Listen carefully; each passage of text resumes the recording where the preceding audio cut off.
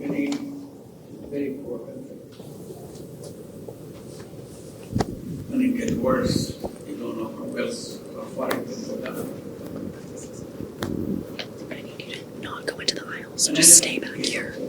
Thank you. If we keep on working, maybe something will happen. I like teaching, so it's a good job of teaching.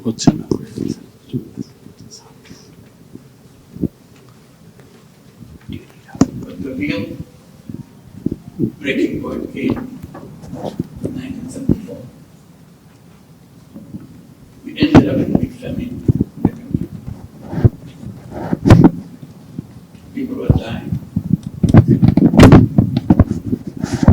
See dead bodies on the street. So all your dreams kind of get crushed. Is this what independence is all about?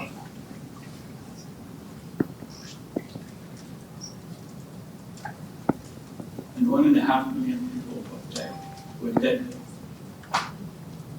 of with hunger. So what do you do in a situation like that?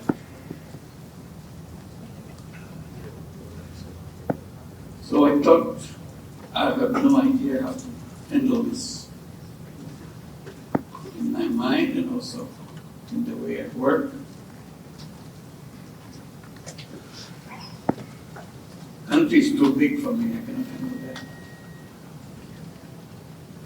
But definitely I can do something in one village, making sure that that village never had any famine. So I was focusing on the village next door to the university campus to understand why this happens, how to protect themselves from a disaster like famine. So that was the beginning. And that beginning led me to many different things. Later on, I said, I got Vanderbilt University in Nashville, Tennessee. It's a great university. I'm proud of being a student there, having my degrees and all that. After I lived through being in the village, interacting with them, discovering things every day, almost. I later on concluded the best university I ever worked in was that village. I learned so many things, so much. I never thought I would ever learn in any university, any formal university. So those learning kind of many different things that I tried to address. Later on, I got involved with giving tiny loans to people, but women particularly. That's a long story how it all began, but I'll skip that. But that excited me a lot. And I jumped into conclusions far bigger than what I do in this village. One of them I was screaming out all the time. I still do. Poverty is not created by poor people. That's a big lesson I learned. Seeing these women that I work with, they're as good human beings as anybody else. But they're extremely poor. Why does it happen? So my conclusion was, it's not her fault that she's poor.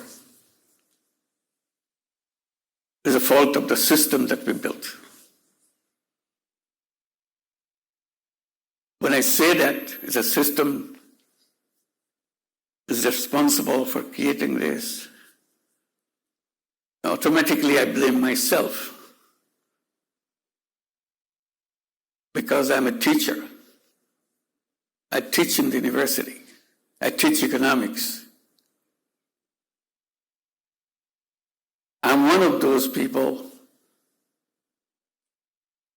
who are behind the system, who build the system, promote the system, pass on the system to next generation. And that system is responsible for this.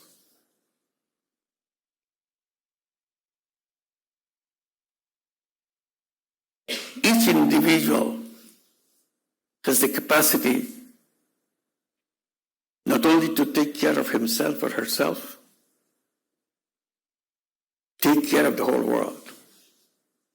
That's what the human being is all about. But because of the way we taught ourselves, we look at them differently.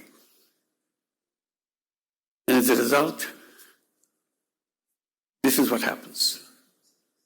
So I wanted to find out where we did the wrong things for which they have to suffer. We are the guilty people. So we want to correct the system, correct the situation. We have to correct the system. So it's not something that you do with the person, you do with the people who are building the system. Because that's what they went wrong. Created the wrong world.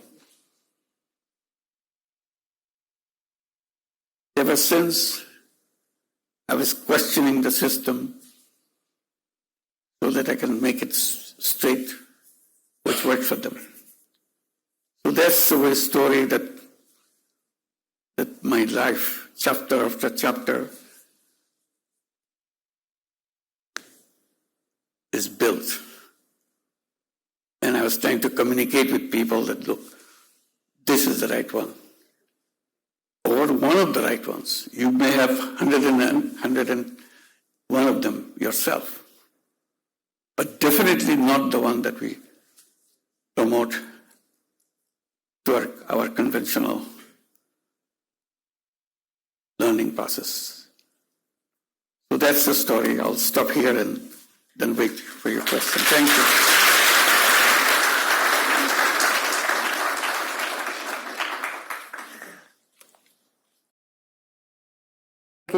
As you say, and it is for me a great privilege to have you in conversation here at Asia Society. And all the more the reason because this is my final public act as Asia Society's president, and to be able to hear it with you, Dr. Yunus, is all the more an honor.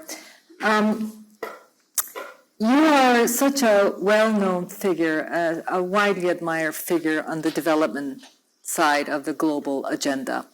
And, you know, this week is the UN week here in New York, and you've been a steady, most noticed, most greatly in demand leader of all the leaders that gather here for this week.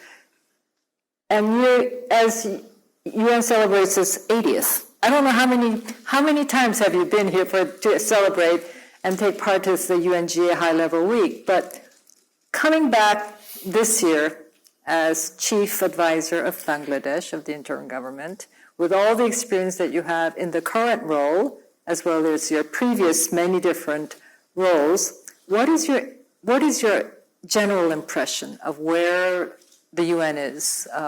What are the expectations? What are the challenges? First of all, it's not just the UN. I think the world as a whole is in a big crisis.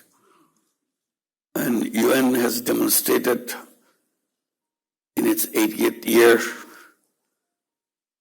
that it's incapable of handling that. So that's the crisis.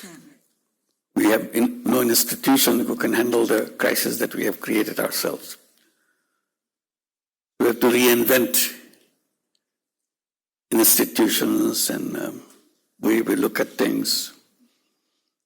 so that we come to the right way of pursuing our life and how we design our society and the world itself. So I would say that this 80th birthday of a great institution, United Nations, is a time for big waking up call for all of us. Doctor, and I think a key part of that effort has to really look at the young generation. And I think this is particularly relevant looking at Bangladesh because it was that youthful drive, that unfulfilled expectation and aspiration of the youthful generation that led to the fall of the establishment political leadership in your country, that led to this interim period, and the expectation placed on you to meet the aspirations of the young generation. I think, and that is the same here at the global UN level, but also at national levels. And we see this, breaking out in many different countries in the region. And Bangladesh sort of started the trend. How do you respond to that frustration and unfulfilled expectations of the youth? Yeah, you bring me to another subject completely, which is again my favorite subject. And I keep talking without any proof or anything. I keep saying that. That's what I do. I don't wait for proof. It's wisdom when you say it. I don't know what it is. I particularly tell the young people, look, you are the young people, young generation, it's a new generation. But you are not the same young generation of previous generations. You are completely different. We call you young people, but actually you are not quite human being. You are superhuman being. You don't realize it, but that's where you are. No other generation in human history, young generation, was as powerful as you are. And I repeat that 1,000 times. I believe in it. So you look like human being, but you are way different than human being that we used to know about. Not because you are smarter than other generations of young people. One particular thing makes you super powerful: technology. You are not the same young people ever born in this planet. So by looking at each other and reading stuff written before, you start thinking that you are same old young people. You are not. First realize that you are not, because by conversations with your parents, with your sisters, about brothers, or your siblings, you still behave like old, previous generations of young people. And you forget that you are different. You never probably realize that you are different. I think you're really genie, but look like human being. You have the power. And if you feel that you're a genie, suddenly you realize that you can do anything you want. You have that power. No other generation had that power. Because we treat them just like another generation. Same school, same agenda, same teaching materials. But they are different. So this is what the global thing is all about. Mismatch. The young generation is so different. We are treating them just like other generations. We are having genie in our hand, but treating them as human babies, human young people. So the sooner we realize and they start realizing The moment they start realizing, disturbances happen. So should we, older generation, just get out of the way and let them do their... Maybe, because older generation didn't do a good job. Yes.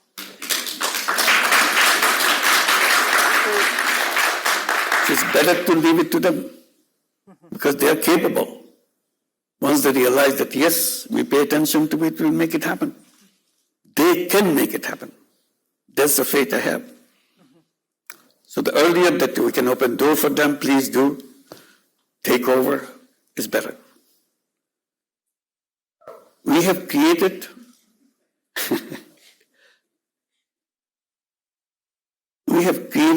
something which doesn't work. We have to create a new framework completely. So we have to start from the scratch. We have to literally create a new civilization. The civilization that we have created now is a self-destructive civilization. We build everything to destroy ourselves. The sooner we can create a different civilization, the better for us, for survival. Otherwise, we will not survive. I think the young generation create the new civilization. In the new look, what this civilization, what human beings are all about.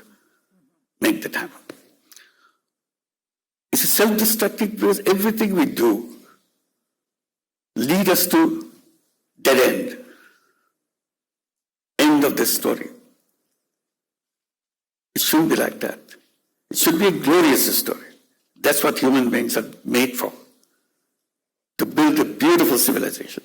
And instead, we have created civilization, but through any path you go in this civilization, it's a dead end.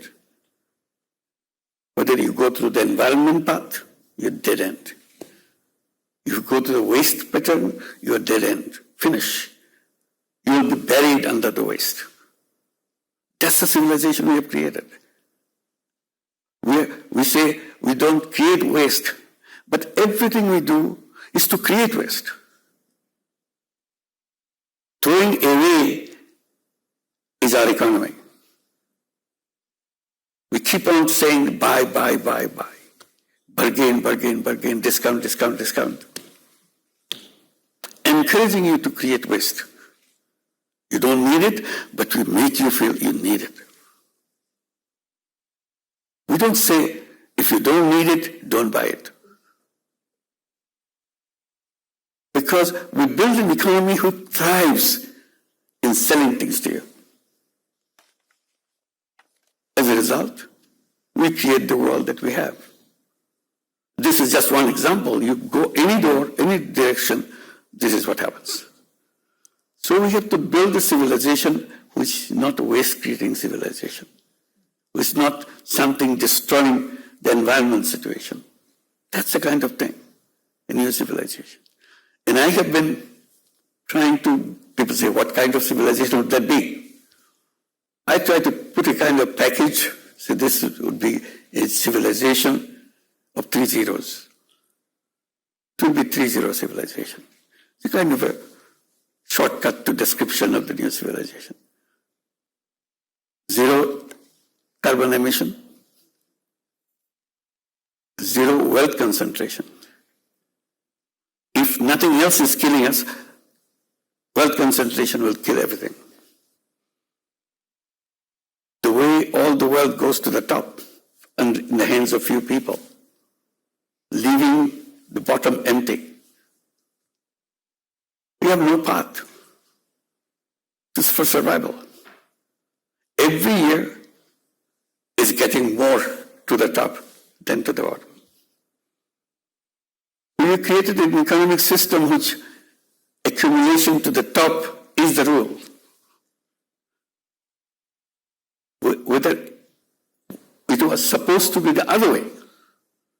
We create wealth, but we create wealth which goes to the right places where people have less wealth. We'll say economics doesn't say that way. I said economics is designed the wrong way. That's why in the beginning I said poverty is not created by the poor people. Poverty is created by the system. So until we create that, change that system, poverty will remain no matter what you do. And one of the features is this wealth concentration. You create wealth, you sweat for it, but the wealth goes to somebody else. So we have to redesign that system. Wealth remains where it is created. Wealth remains in the hands of the people who create that wealth. Not set by some mechanism that you artificially created, it gets shifted to somebody else. So that's the kind of thing. So we zero net carbon emission, zero wealth concentration, zero unemployment. These are the three kind of a description of a future civilization that we can build. And people say, how do you do that? I say, it doesn't mesh anything. I said, I know that. So what do I do? I go back to the young people because they are the ones who will save this planet, because they are not contaminated by all the bad things already happening around them. I asked them to create 30 clubs. At the beginning I said, oh, young people will not pay any attention to this. They have more fascinating thing to do for their life. I was surprised. Young people started responding. Simple idea. See, you take 5 young people together, your friends, 4 other friends for yourself. By young, I describe them by saying it should be between 12-year-old to 35-year-old. That's what the youth is all about. So this is just artificially cutting, kind of draw the line. If you're 36, somebody says, I'm 36, what do I do? I said, you become supporter of a 30 club. You cannot be a member of the 30 club, but you can support one, help them so that they're successful. And the responsibility of the members of the 30 club is my own design. It's not something you can go dig up somewhere. I said, oh, if you declare yourself that if I'm using something which creates emissions, and I'm using it 7 days a week, first attempt for me as a 30 club member, I'll make sure one day in a week I will be carbon free. I will not contribute to emissions. Find out how you create those emissions.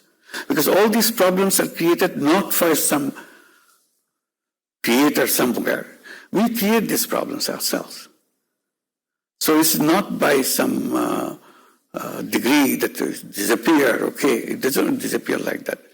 I have to make it disappear because I create that. I have to take the responsibility. So if you do it 7 days a week, promise yourself you'll do it 6 days a week. One day you will not create that.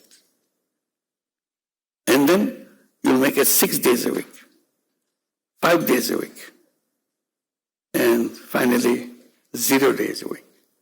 You will not contribute to carbon emissions. So you become a carbon-free person.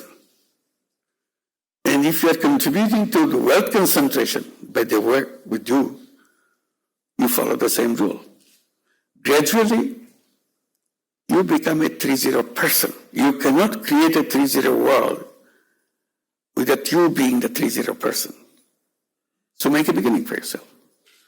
So I try to explain to young people. They respond.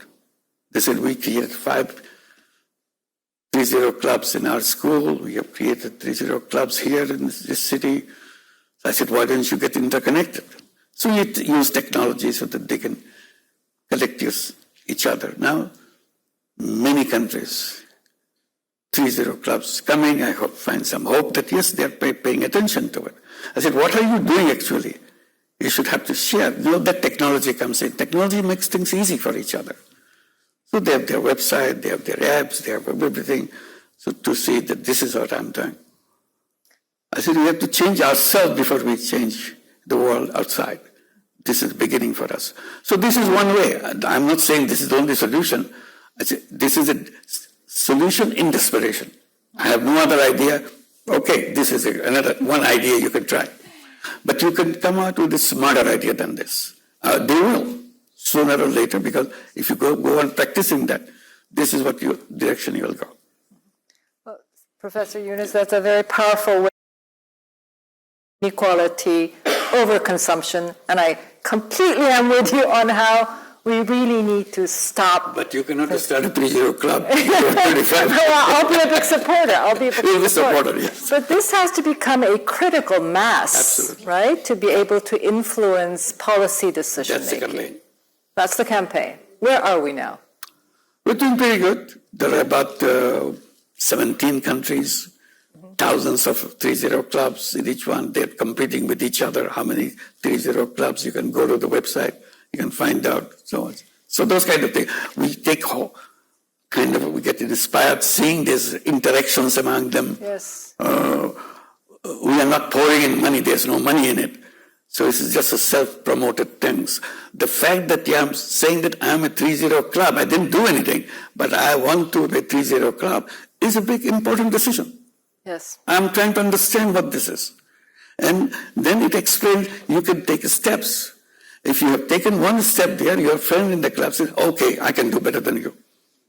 Then if my club has become a 3-0 club finally, because all 5 of us now 3-0 persons.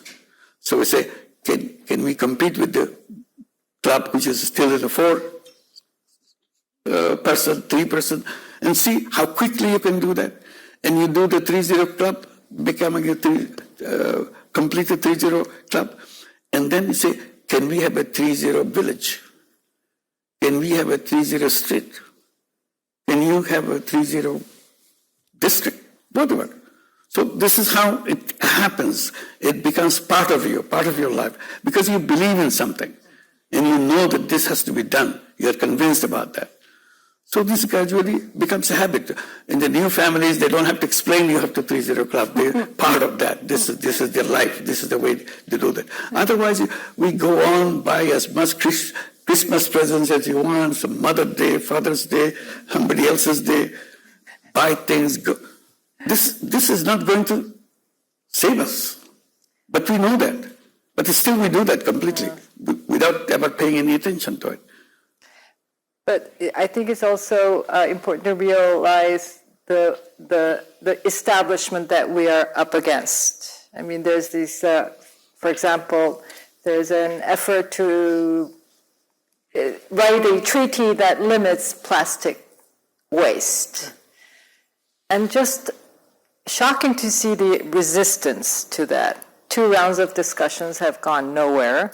But you should listen to the speech given by Trump yesterday. That will solve all the problem for you.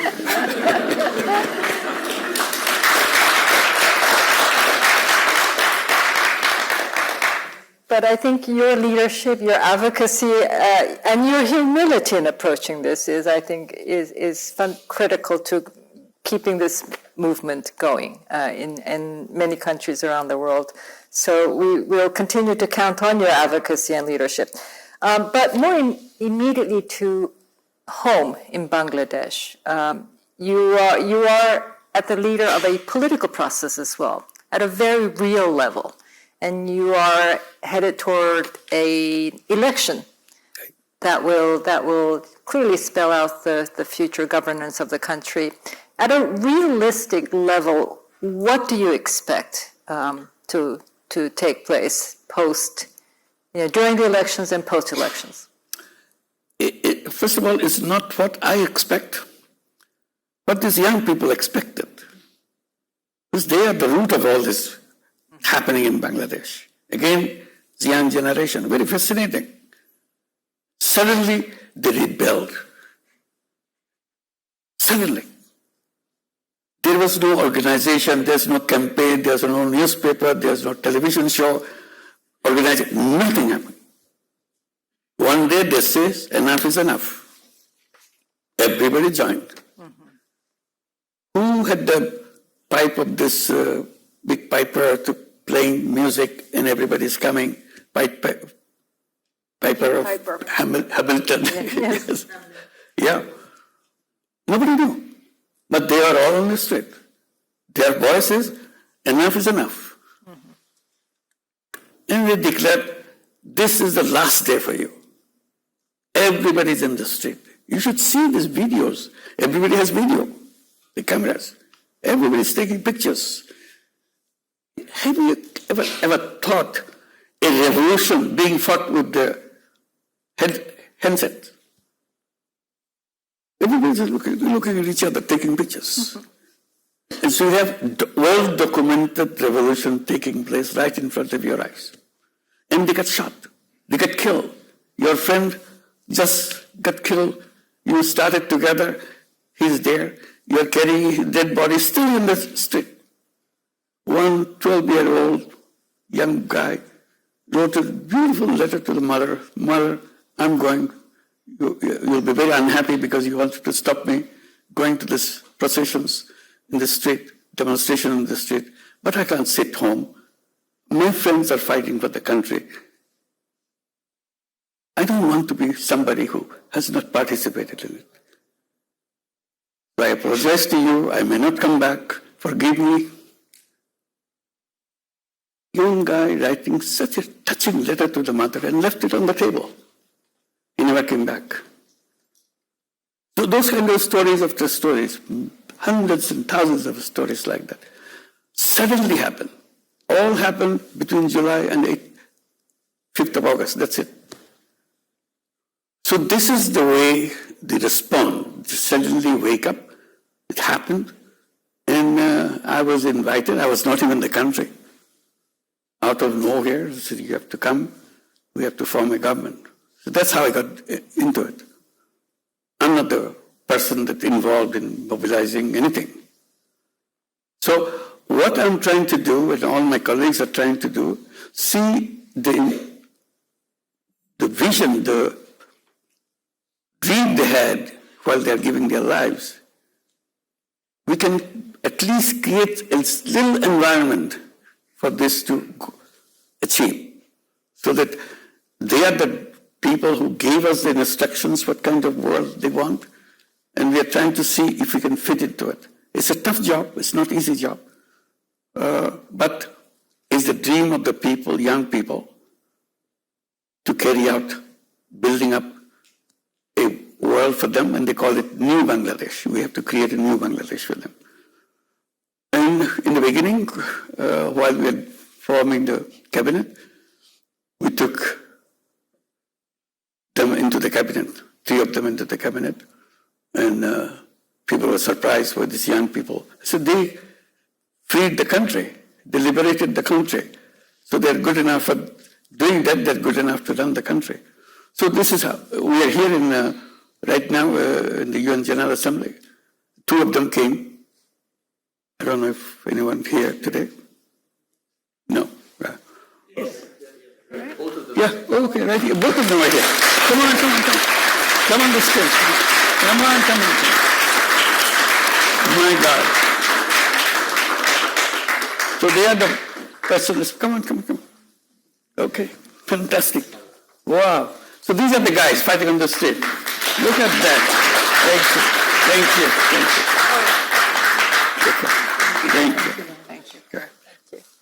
So let's give a big applause for them.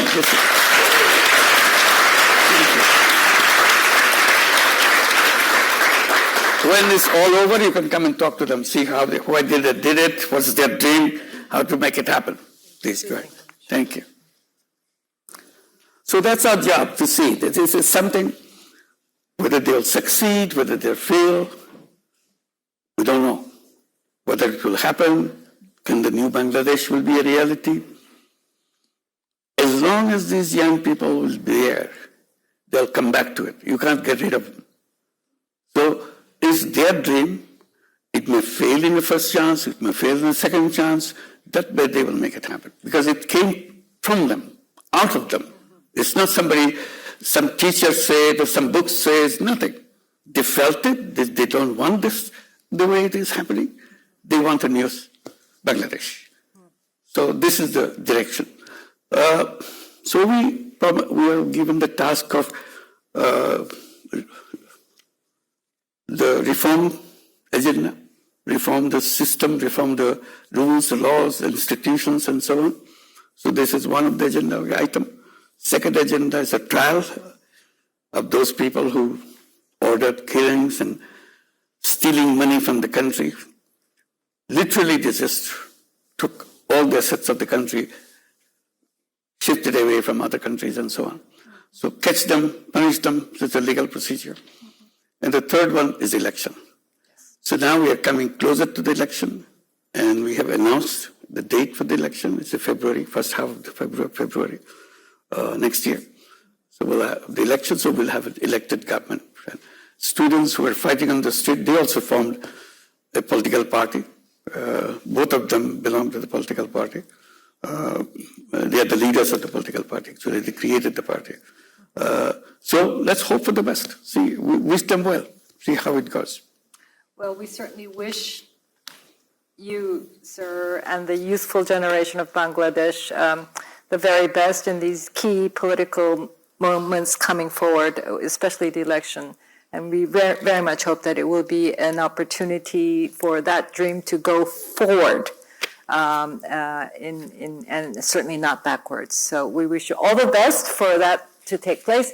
But I have a few pre-registered questions to address to you, and I think one of them ties nicely with one question that I had prepared for myself.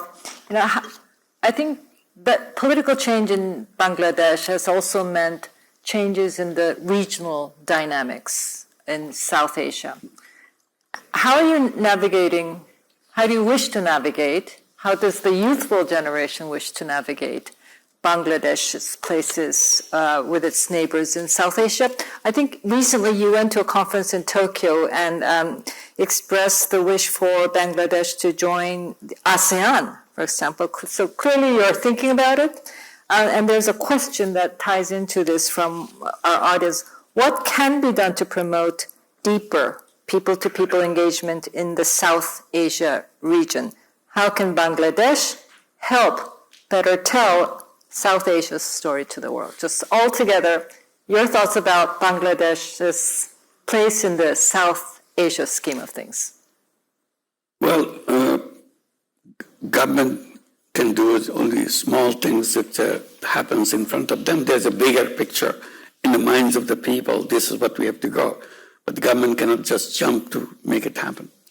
So we as a government try to see immediately what we can do in the direction that students were happy, young people are dreaming about. We wanted to neighbors bring together some dreams. One of the first thing said that let's revive SARC. SARC. Many of you are familiar with SARC, is the association of the South Asian countries like Bangladesh, India, Pakistan, Sri Lanka, and all, Maldives. They had a association of countries. It's a wonderful idea. It's like a European Union. That was a kind of image in which the SARC was built. But somehow, one of our neighbors didn't like that framework. So it became almost a dead organization. The first thing we said, why is it a dead organization? We want to collaborate, we want to help each other, we want to be associated with each other. We said, imagine we're having a European Union type. We can visit each other. That's the dream behind SARC. We don't need a passport. We don't need a visa to go. We need a passport, but we don't need a visa to cross each other. We can do business. We can settle down in any country in the South Asia. This is a wonderful idea. The young people will be going into any direction they want to meet each other. Now we talk about religion and so on. The more movements happen, friendship happens, all this become small things in their life. Literally it's dead. It doesn't happen. So we try to encourage the countries, let's go back to do that. While we cannot do that, ASEAN is functioning. I said, why don't we become members of ASEAN? This would be good connection, even if when the SARC is revived, Bangladesh becomes a kind of a connecting point between ASEAN and SARC. So I'm emphasizing on that. And ASEAN chair right now is Malaysia. Anwar Ibrahim, the Prime Minister, he got very excited. He's a good friend. He got very excited. He said, yes, of course, we'll welcome you into ASEAN. But he may have a very warm feeling for us, but we need a procedure where all the ASEAN countries have to say yes. It's not easy to get everybody's yes right away, particularly Myanmar, which have problem with the Rohingyas. So they may not come forward. But we'll work on it. We don't see this would begin permanent trouble between Myanmar and Bangladesh. We don't have to have that. So we have to resolve all these issues. Rohingyas can go back to Myanmar, to their home, to their businesses, to their professions, and we'll have good relationship with Myanmar. Having this kind of conflict with each other doesn't help anybody. So we have to resolve that. So hopefully, if it's resolved, then we become ASEAN member. But in the meantime, we can have informal membership in ASEAN. That's one way we can do that. And this is what we have been applying, that we can become informal member. There's a provision there that we can do that. So ASEAN would be a good place to go. So we want to build that up, regional harmony and regional interconnectivity, etc., etc. We bring it down to Bangladesh also in a different way. I said, look, Bangladesh economy is defined by the boundaries of Bangladesh, but why we remain ourselves within the boundaries of Bangladesh? This is a very narrow way of looking at yourself. I said, why don't you look at the neighbors, like Nepal, Bhutan, and also the 7 states of India, which is on the eastern part of Bangladesh. There are 7 states who don't have any access to the ocean. So these are landlocked countries and landlocked region. So we don't have to. The Bay of Bengal is right there. We all share Bay of Bengal. So that you can access the rest of the world and we mutually benefit. Because you have to go through Bangladesh, you can invest in Bangladesh, Bangladeshis can invest in your territory, and anybody. That's what the whole idea of the SAARC. So if we can't do the whole SAARC, then we can have a mini SAARC of our own in a business deal, not political or any formal treaty or something. You need it. Nepal has to access ocean because all these goods and services coming back and forth need the access to the ocean. And in the process, all of us benefit from that. So I said, we think about the regional economy. So this is what we should be doing. We have problems with India right now because they didn't like what the students have done. They're hosting Hasina, who's the former prime minister, who created all this problem and killed the young people. And that creates a lot of tension between India and Bangladesh. Also, lots of fake news coming from the other side, making all kinds of propaganda that this is a very bad thing. This is an Islamist movement, and these are the Talibans who took over Bangladesh and so on. They have been trained in. They even say, I'm a Taliban too. So I'm a Taliban. I don't have the beard, I just left it home. But they go and make this propaganda all the time. So I have to show my face. Look, this is the guy, the chief Taliban here. So this is how it works. So anyway, this is a real thing. And we said, look, we don't have to do it. SAARC is a family of very close family members. So we don't have to. The whole idea of SAARC was born in Bangladesh. Bangladesh is the one who promoted this idea, capital by capital, in all the South Asian countries. So now you're telling that we are enemy of each other. We wanted to bring this together so that young people can get in touch with each other. All regions, not just one country or second. All the countries that in the SAARC countries, they can visit each other, make friends with each other, study in the universities, colleges, wherever they are. They go do business in each other's countries. That was the whole idea. Our history gives us opportunity to make that happen. But somehow it didn't fit into the politics of one country, so we have to stop that. So we feel very sorry for that. We want to make sure that we open it up, bring people together. That is the only way to solve our problems. Thank you, Professor. We have 4 minutes, but I want to get talking about economic exchanges. How are you dealing with the tariffs? Did you have a discussion with President Trump already? No, this is a challenge for every country. I know. We are very lucky in that sense. We got a good deal. So that was... So we're very happy about it. There's a lot of tension in the country. What happens if we don't have the right kind of tariff result coming out? But what we got is something very good for us. We can even improve on it. We have a scope for that. So we are still struggling to working to make it still easier. But what it is today, but the thing is so narrowed down to the tariff for the whole world. Is diverted the attention from many other issues that economically we should be doing each other's businesses and so on. So this is the kind of thing that we have to redesign, rethink, how to build the economy for sharing rather than accumulating from you, give me the best and so on. That's not the way the direction would be. I was mentioning zero wealth concentration. And zero wealth concentration means that you share the wealth, so that it's not about accumulation to go everywhere. If you look at the global economy, each country was saying wealth concentration, like United States wealth concentration, Bangladesh wealth concentration, any country, it's the same thing. One is goes close to absurdity of wealth concentration, almost a group of people holding all the wealth of the same country. Little bit for the rest of the country. It's turning into that kind of path, moving into that path. And that's a disaster. You cannot have any country which concentration is in a form that all the wealth goes to few people.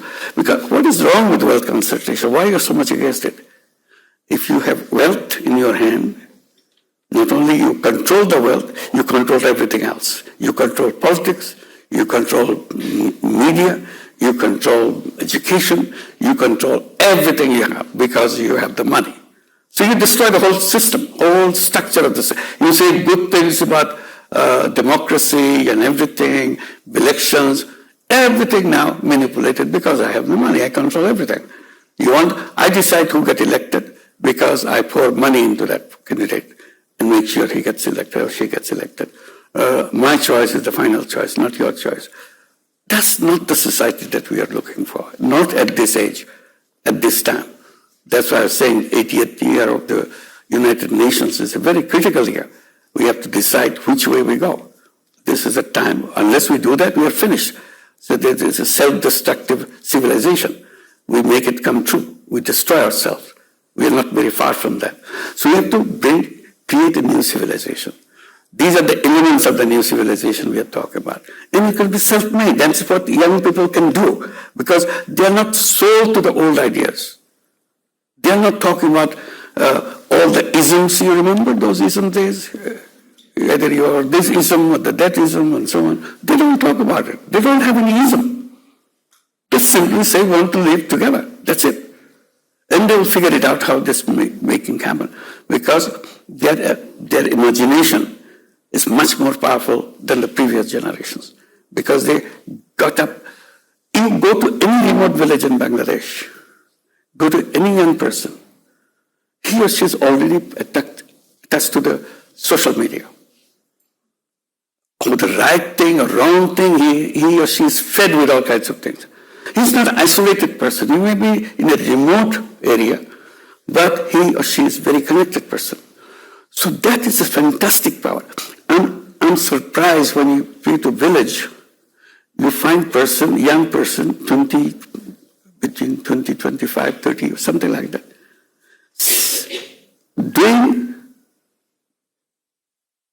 all the work for international companies, sitting right at his home or her home in the village. When you can do that, you have cracked the whole thing. The connectivity really means something. I am got connected wherever I want. Your passport cannot stop me, visa cannot stop me, plane fare cannot stop me. I can be with this. Connectivity gives me access to the world that I want to be associated with. So that is the power that we already have. So 10 years later, 20 years later, what kind of world it would be? We cannot even imagine what kind of world. In 20 years' time, it will be so different. All these things that I'm talking about become obsolete. This is not it. This is it. They will figure that out of their necessity, not because they are some kind of genius or something. No. Out of necessity, they will do it because they have the capacity to do it. They will discover that I have the capacity to do it. Let's do it and make it happen. They will not wait for old people to advise them, say that, no, submit your report and I'll approve it, then you'll do that. Nothing like that. They are not waiting for anybody. That's for sure. That's my conviction. I feel very strongly about. Thank you.